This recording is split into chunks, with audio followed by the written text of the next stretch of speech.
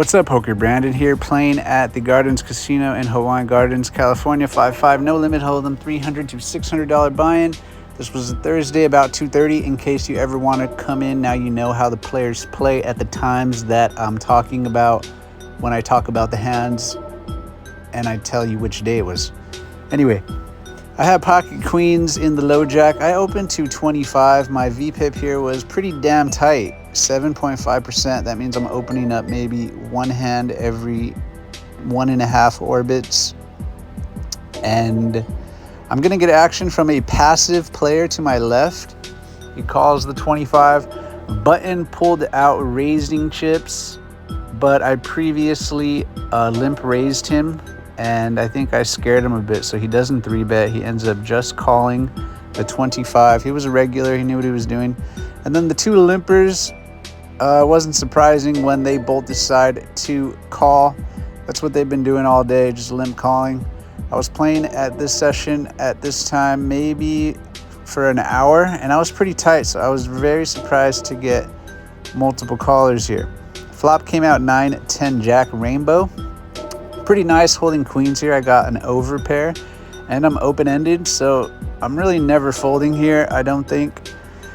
And it checks around. I think that anybody with a set here is gonna bet. Anybody with two pair, single pairs, draws, they're gonna bet. So I feel like checking was the best option, but I was surprised when hijack put out a bet because he was loose, but he was calling a lot. He was never betting a lot. He was never raising a lot. He was pretty passive, but so when he put out the bet, I just feel like he's going to have a pretty strong range. He wasn't the type to bet at all. He just liked to call. So I think he's going to have a lot of top pairs, a lot of 8-10, diamonds maybe, but mostly like 10 jack, jack 9, 9-10, two pair hands just make a lot of sense. Hands that always want to bet. Sets, pocket nines, pocket tens. I think all these hands just really make a lot of sense here. And I thought about raising, but if you look right there, queens only has a 31% chance to win against a set. And then if he has like a straight, let's say he flopped a straight with 7-8 suited, I'm at a 30%. It's about the same thing. I don't really want to get my money in bad. I figure if he does have a hand like, two pair, I'm still flipping with 48% to win if I do jam and he calls. Don't really want to flip a coin for my money either. So I think the best way to play this is to, I guess, pray that he doesn't have a set or two pair. And a set or a straight. Hopefully he has two pair at best, and even more better if he has ace jack at best, because if he has top pair, I am way ahead of that, 82% to 16%. It's because I'm open-ended as well. So I figure, hopefully he has a hand like ace jack, and I don't want to scare ace jack away if I raise. So let me just call this, let him keep betting, and I think I can extract more safe money that way. But on the turn, a king hits. So now I have nuts. There's a possibility he could have ace queen, but that's very weird. But believe it or not, that is possible at these games, 5-5 at the Gardens. Now I think here he's a passive player. He's not going to bet into a one-card straight board. I think if he has a two-pair hand, he's going to slow down. And I don't want that. I have a straight. I don't want him to slow down.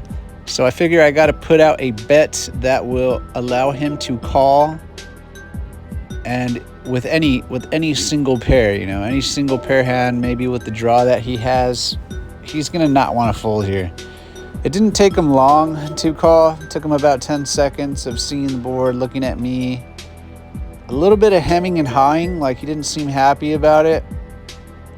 But for $50, after he just bet $50, I think it is a great way to just keep him in the pot.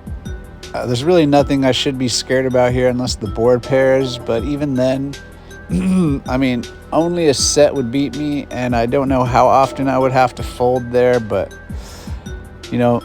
I'm not going to think about that right now because he's going to call. I'm going to, after 10 seconds and hemming and hawing and calling, it feels like he has maybe 2-pair hand, not with like a diamond flush draw to go with it, more of like a single paired hand that kind of hates the turn card. So it feels like ace jack, feels like jack 10. It doesn't really feel like 7-8 or pocket nines, although I guess he could have those hands, but I feel like 7-8 wouldn't be so scared, and even pocket nines wouldn't be so irritated. It'd be more comfortable seeing another card, not feeling like he almost had to fold on the turn. So I really think it's going to be a single pair hand or like a 2-pair offsuit hand. River's a 3 of diamonds, so because of his reaction to the $50 bet, I don't think he hit a flush here. I think a flush wouldn't be too scared. Like, he doesn't have 9-10 suited, 7-8 suited of diamonds. I don't think his facial expressions would have been so worried on the turn when I bet what I bet there. I could even see a raise there, possibly, in some cases on the turn, holding like 9-10 suited or 7-8 suited with diamonds.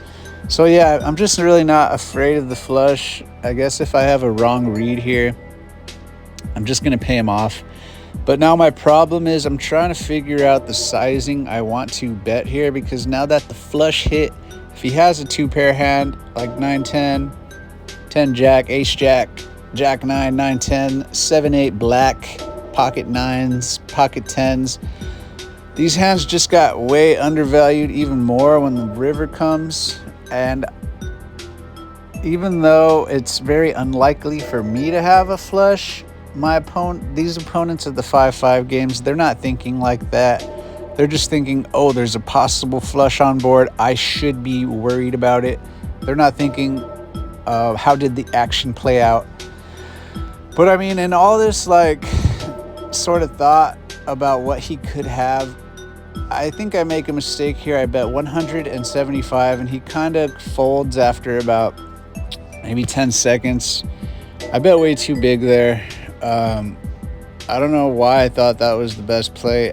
Thinking back on it, I think a $75 bet, somewhere around 33%, maybe less, is the best option here, because 2-pair hands like 10-9 and jack 10 and ace jack, they might call that, you know, they might be a little bit upset that the king came in and the 3 brought in a flush. But for 75, after putting in 50 and 50, that seems callable. Even 35 I felt like might be callable, but I felt like 75 was better.